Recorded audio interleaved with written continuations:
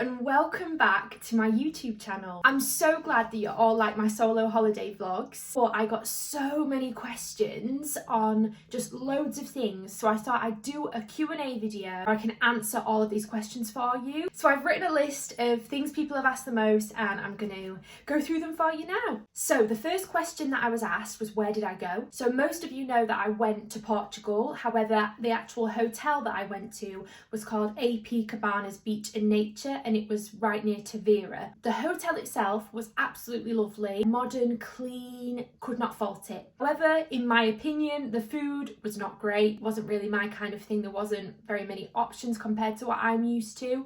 And would I recommend it for a solo holiday? No. Portugal is a big place for golfing, so a lot of the clientele there were older couples who would come to golf, which each their own, but it just meant, in my view, it wasn't the friendliest place, but then there were some people that were really nice. So, you know, Portugal is lovely. If you're a couple, 100% go to that hotel. If you're on your own, I'd maybe give it a miss. So a major question I keep getting asked is, how do I book? What's the best way to book for a solo traveller? And to be honest, I probably don't book the best way in terms of the financial side. As I'm easing myself into solo travel, I've been booking with Jet2. I personally find Jet2 very, very easy and simple. They fly from my local airport, which is East Midlands. A local, it's an hour and a half away. For these all-inclusive type deals, I find them to be the cheapest option. On other websites, travel sites, I tend to find that you go to pay for it and then it gets you to add your luggage, it gets you to add your transfers, whereas Jet2, the price that you see, it's all included. Not an ad for Jet2, I genuinely just really like them. However, I do think that the cheapest way to do it is to go on Skyscanner and book your flights, and go on another website to then book your accommodation, and another website to then book your transfers. That would probably save you a bit of money. However, if you're like me and you just want to ease yourself into it and you want it to be simple and stress-free, I think just booking a package holiday is the way to go. I've also booked with EasyJet this year and Thomas Cook. It's also been very simple, so those are other options for you. Other holiday providers are available. The next question is, how do you get over the nerves of going on a solo holiday? Because a lot of people have commented and said, I really want to do this, but I'm so nervous. Like, do you have any tips? And honestly, the biggest thing for me, I spent a long time wanting to do things, waiting for friends or family to want to go and do the same trips that I wanted to do. And if you wait for other people to live your life, you're going to be waiting a long, long time. Other people have got their own lives, they've got their own responsibilities. And especially when you grow up, I'm 26, and you start growing up, people have their own lives, and if you do still want to do things like this, sometimes you just have to do it on your own. A lot of it is that drive to explore and to just make the most of my life. But I would say, always remember that you are never going to see these people again. They have no idea who you are. And for me, it can sometimes be different because sometimes they might know who I am. The last hotel I stayed in Portugal, there was 2 people that followed me in there, which was actually really nice. But so it's not always the case, but generally people are not going to know who you are. And honestly, if people look at you funny being on a solo holiday, then that's their problem, isn't it? Because they're obviously not confident enough to do that on their own, and they're probably quite envious of you that you can do it. So it's just about getting past that. Things that I always take with me that give me comfort: taking my earphones, my AirPods, so that I can listen to music by the pool. I can listen to music when I'm eating my food. Like, I can always have music or a podcast on. Taking my iPad, and I pre-download loads of movies from Netflix, so that if I am having a terrible time, I can just go back to my room at night time and just watch a movie off Netflix, rather than watching the telly, which is probably in another language that I don't understand. I think just what I've been saying about booking a package holiday, just at least to start with, because everything is explained for you, so smooth. You get off the plane, you go straight onto the transfer, you get straight to the hotel, everything's sorted at the hotel, and same when you come back as well. And then you don't have that added stress because it's a package holiday. There's a number that you can ring at any time, there's a WhatsApp that you can contact the company on, and they are there to help you with anything that you might have a problem problem with while you're away, so it really does run a lot smoother than you would think. So yeah, I mean, I'm still figuring it out myself. I'm still easing into the solo holiday thing. Those are my tips so far, but obviously I still get a bit nervous, still a bit apprehensive, but you guys honestly help me with that so much, being able to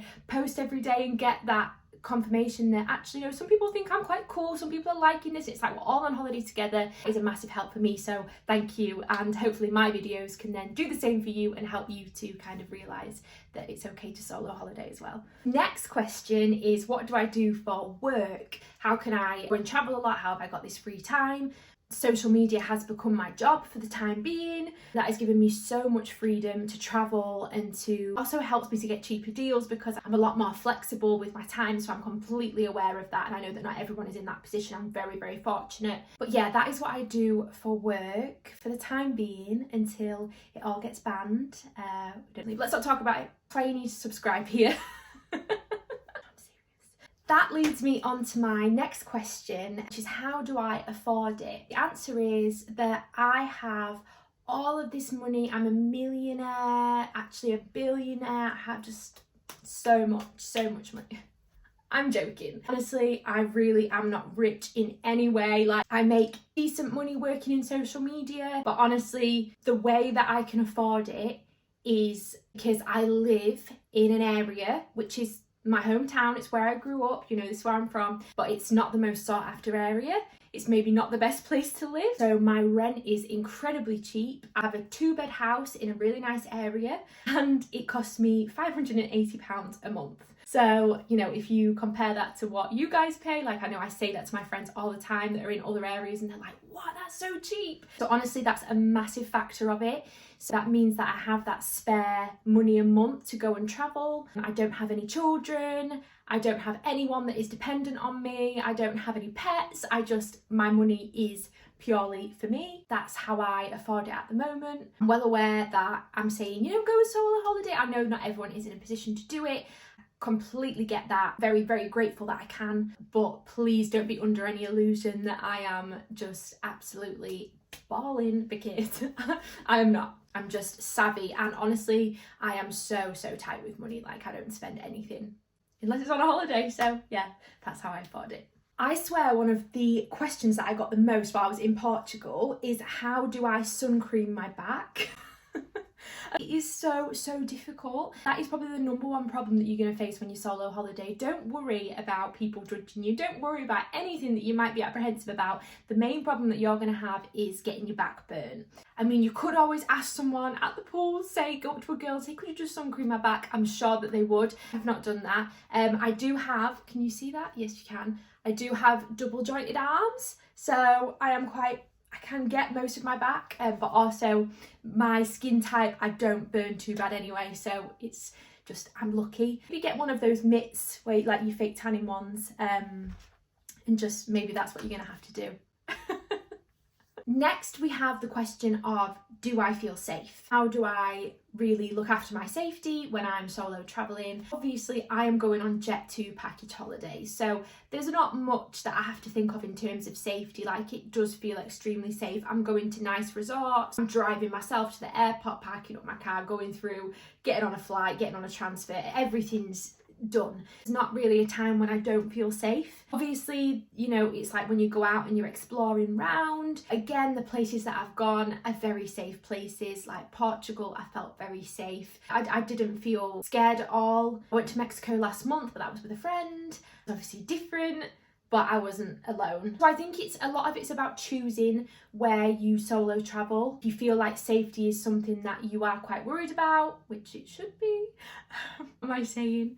I think a massive part of it is where I choose to solo travel. I do feel very safe. I always put like a chair or a stool in front of my hotel door though, just so that if anyone comes in with a key card, it's going to wake me up and I'll have time to run away. Obviously, if you are going further afield, or even in these places that I've mentioned, safety is always your priority. So one thing that I always do whenever I get into a new country, first thing is I look up their emergency number so that I've got it just in case I ever need it. But yeah, keep your wits about you, don't get too drunk, so you're always aware of what's going on around you. I also got asked, why don't I go with friends? And honestly, like, I love a holiday with friends, and I have quite a few booked this year. Obviously, I went to Mexico last month with Laura, and then next month I'm going to Croatia, Montenegro and Bosnia with my friends. I'm going to Paris with my mum next month, and then in the beginning of June I'm going to Greece with my dad, stepmom and sister. I do love going on holiday with people. However, I am extremely happy alone. I think it's so important to do things yourself and be independent, and maybe almost hyper independent, but for me that's important. As someone who once didn't have that independence, had that side of me pushed down and maybe taken away a little bit, it's now more than ever important to me that I can do things alone and that I can prove to people that I am okay alone. I just find it's a great journey of self-discovery, great way to build your own character. And I know it's not for everyone, but if anyone has recently come out of a breakup or is just going through something where they're trying to build up their confidence, or they may be trying to find themselves a little bit, or you're feeling a little bit lost, I would really recommend this solo travel, because it is truly good for the soul. My relationship with myself is so much better than what it used to be. Like, I love myself so much, and I'm not ashamed of saying that, because if you're not going to love you, who's going to love you? And this is, you know, a little, we're sidetracking a bit here, but it is so true. And anything that you can do to help build that relationship with yourself is so beneficial. So I would just advise it 100%. I also had a lot of questions of where are the best places to go. I can't really give you that advice because I've not been to that many places. However, before social media was my thing, I did also do travelling to Australia, where I did a bit of travelling on my own, and America. I did like Camp America, and those were both fabulous experiences. I felt very safe. When I did travel around America though, I had made friends, so I was going with friends. And then Australia I did a bit with friends, and then actually backpacked down on the East Coast on my own, which was really cool. It's like the furthest out I've been, but I felt extremely safe. Wish I could have vlogged Australia for you. Maybe I'll have to go back, but if you do have the opportunity to go to Australia, I would say that is a perfect place to go to on your own. I would advise staying in hostels where you just make friends so easily. Like hostels I stayed in Australia, they would put on like sunset walks or karaoke or something where you could all mingle, and so many people are on their own, so many people just want to make friends, and you can literally, in a hostel, you can just go up to a table of people and say, hey, I'm Ellie, I'm on my own, do you mind if I sit here? And that's it, your friends. Like, it's the loveliest experience. You just got the Greyhound buses down, up and down, and they're really safe as well, really nice buses. I would say Australia is a lovely place. If you do want to just do the package holidays, then yeah, so far I have been to Fuerteventura and I have been to Portugal, and I'm going to Lanzarote next week, so that's exciting. I'm also looking at booking a USA trip in August, September time. I would like to go from New York to Nashville, New Orleans, Georgia, back round to LA, and then go to Washington and back to New York. I would like to try and fit in Hawaii, but it's expensive. Let me know if you would be down for that trip, because I'm happy to do that. I don't know if it would be on my own. Laura might come with me. I'm trying to convince her, so let me know if I should do it. I feel like I've rambled, and there are probably a million other questions that you might want to know the answer to, so feel free to drop a comment and ask me, and I can always do a part 2 to this, because I know that a lot of people out there want to solo travel, but it's just a case of you're not sure about this or that, and if I can help in any way I will, because like I say, I really recommend people do it. I think it's so good for you. So I hope this has helped. Please, if you enjoy my videos at all, it would mean the world if you subscribed or gave me a like, a comment, just so I know that you're enjoying it, that I'm on the right path with this. I've turned into a travel vlogger, but you know, I'm not complaining. It means the world to me that I can show you how a single girl can solo travel, and I hope I can solo travel the world with you and go every single place. Show you it's okay to do it as well. And if I can help someone that's on their healing journey, I've been that girl on my healing journey. I'm still that girl on my healing journey, and it makes me happy that I can be there with you on yours. I think that's me done for this video. I'll see you next week. I love you, bye.